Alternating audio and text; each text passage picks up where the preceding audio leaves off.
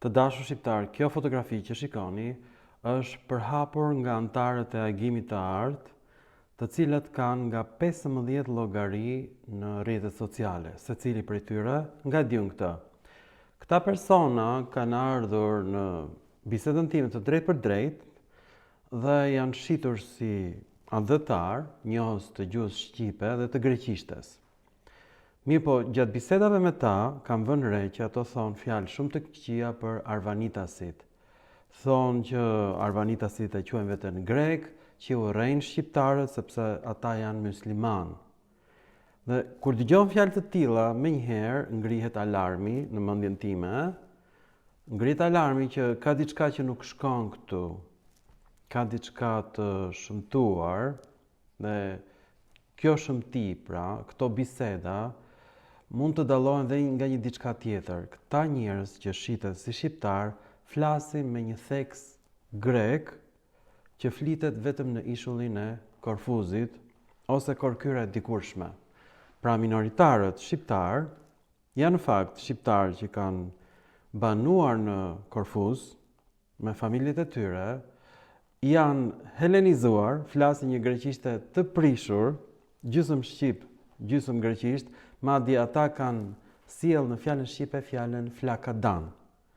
Fjala flakadan vjen nga shqipja flak plus prapashtesën greke danos. Pra, flakadanos, kështu e quajnë flakën këta minoritarët, kanë krijuar një fjalë gjysmë shqip dhe me prapashtesën greke danos, dhe është shqipes kjo fjalë, flakadan. Pra kanë futur minoritarët. Dhe unë do doja t'i ftoja në bisedat tona në rrjetet sociale që të mësoj fjalë të tjera që të kanë krijuar pikërisht shqiptarët në Himar, pra janë me origjinë nga shqiptarët e dikurshëm që kanë ikur nga pushtimi turk për në Korfuz, dhe atje janë helenizuar siç u helenizuan shqiptarët që ikën në vitet 90, nuk flasin shqip. Kur e pyes unë ndonjë shqiptar, a jeti grek? Ai thot, ohi, pas e thot, jo. Flet gjysmë greqisht, gjysmë shqip tjetri, megjithëse ka vetëm 30 vjet që banon atje. Ky quhet edhe efekti parashqevi Simakut. Domethënë njerëzve me intelekt të dobët, tash ajo ka psuar eshemi cerebrale, kuptohet, ka tjetër problem, por shumica e shqiptarëve kanë një bagazh të dobët fjalësh dhe atë bagazh që mungonte kanë mbushur me fjalë greke dhe flasin gjysmë greqisht, gjysmë shqip në bisedat tona të drejtë për drejta në rrjetet sociale.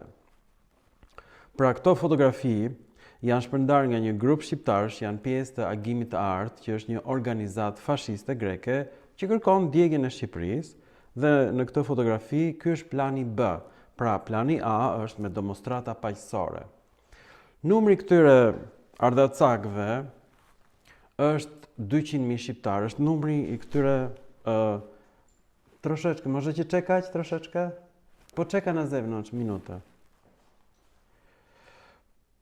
Pra, po ma ndërpresnin bisedën live që kam me ju të drejtë për drejtë, i nxorë jashtë studentët siç e pat, sepse për mua kjo është shumë e rëndësishme, ky mesazh. Pra ky është plani B, keni shumë kujdes, sepse ne nuk duhet që të djegim Shqipërinë për këta ardhacak. Pra, këta ardhacak kanë marrë pasaport greke, marrin pension grek, 300 euro në muaj, dhe nuk e din ku janë. A janë grek apo se janë shqiptar. Nuk e kanë të qartë në kokën tyre, por një gjë është e qartë në kokën e tyre që ata kanë planin B. Plani B është djegja e Tiranës. Pse? Sepse në vitin 1997 ata dogjën Vlorën, por nuk arritën dot të vinin në Tiranë. Tashti kanë ardhur në mënyrë paqësore, një lloj si kali i Trojës, kanë ardhur këto kuajt dhe gomerët. Tani gomerët kanë ardhur nga Kosova dhe Maqedonia, sepse ata kujtojnë se po vinë për të mirën e Shqipërisë, ndërsa kuajt e Trojës kanë ardhur nga Greqia.